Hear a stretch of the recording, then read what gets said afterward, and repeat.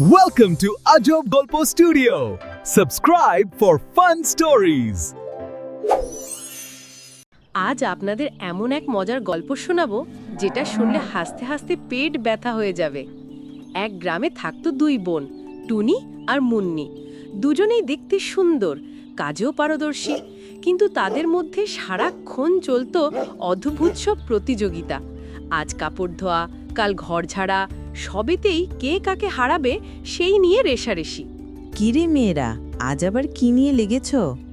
সকালে তো দেখলাম বেশ হইচই করছিলে, এখন এত শান্ত কেন চরপাশ? কিছু গোলমাল আছে নাকি? মা, আজ আমি মুন্নিকে এমন এক প্রতিযোগিতা চ্যালেঞ্জ দিয়েছি ও কোনোদিনও জিততে পারবে না। বাজে কথা বলো না আপু, তুমি ভাবো শুধু তোমার হাতেই জাদু আছে নাকি? আমি সবই পারি, বরং তোমার চেয়ে ভালোই পারি। তুমি শুধু বড় বড় কথা বলো, কাজের সময় গায়েব। আচ্ছা বলো দেখি, কি প্রতিযোগিতা শুরু করেছো তোমরা আবার? প্রতিদিনই তো কিছু না কিছু নিয়ে হইচই লেগে থাকে। মা, আজ প্রতিযোগিতা হবে কে সবচেয়ে সুন্দর আর গোল রুটি বানাতে পারে। যে হারবে সে আজ রাতের সব বাসন মাজবে। কি বলো মুন্নি, রাজি? হ্যাঁ রাজি। আজ আমি এমন রুটি বানাবো একেবারে চাঁদের মতো গোল আর তুলতুলে, দেখে সবাই বলবে মুন্নি সেরা। ব্যাস, শুরু হয়ে গেল দুই বোনের রুটি যুদ্ধ। টুনি খুব ভাব নিয়ে আটা মাখছে আর চোখে মুন্নির দিকে তাকাচ্ছে। আর মুন্নি সে গুনগুন করে গান গাইতে গাইতে রুটি বেলছে, যেন খুব সহজ কাজ।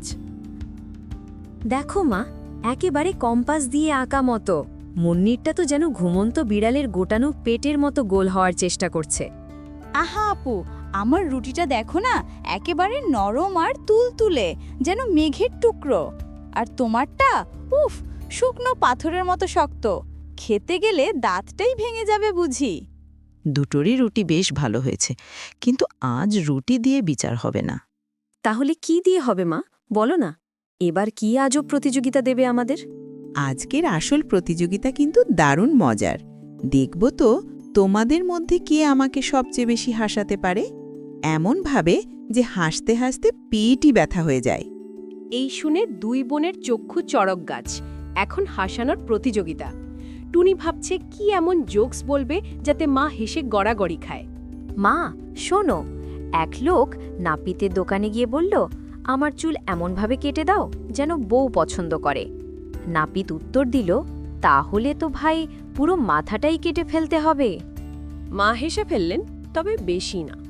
ভালোই ছিল, কিন্তু এখন তো মুন্নির পালা। দেখি এবার সে কি করে। টুনি তো একেবারে চুপচাপ বসে আছে। মা, আমি তো দিদির মতো জোকস বলতে পারি না, কিন্তু একটা কথা বলি। আজ সকালে তুমি যখন ঘুমাচ্ছিলে, তোমার নাকে একটা ছোট্ট পিঁপড়ে হাঁটছিল। আমি ফুঁ দিয়ে ওটাকে উড়িয়ে দিয়েছি, যেন তোমার ঘুম না ভাঙে। এই কথা শুনে মা হেসে উঠলেন, চোখে জল চলে এলো ভালোবাসায়। হাসির মানে শুধু মজার কথা না রে মা। ভালোবাসা, যত্ন আর সরল মনের কথাই মানুষকে সবচেয়ে বেশি হাসায়। আজকের বিজয়ী হলো মুন্নি, কারণ সে তার ভালোবাসা দিয়ে আমাকে হাসিয়েছে।